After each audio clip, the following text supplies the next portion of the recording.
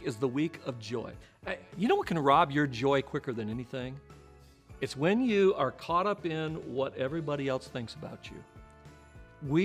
I and you both can be so caught up in what do they think, what do they say, that we never get around to doing what God put us on earth to do.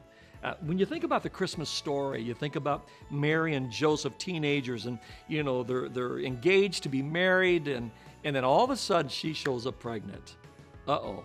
Now the rumor mill gets to going, and Joseph is concerned about what everybody's going to say about him and about her.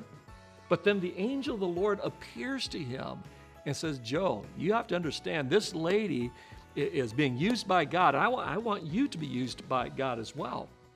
Here's what I know. Pleasing God often means disappointing people.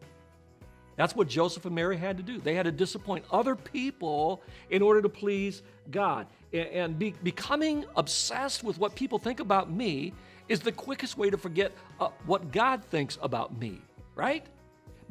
And then also becoming obsessed with what God thinks about me is the quickest way to forget what people think about me. Here's my challenge for you today. Be willing to be criticized by others to be used by God, to do the right thing, to make the right choices, to live the way that pleases God.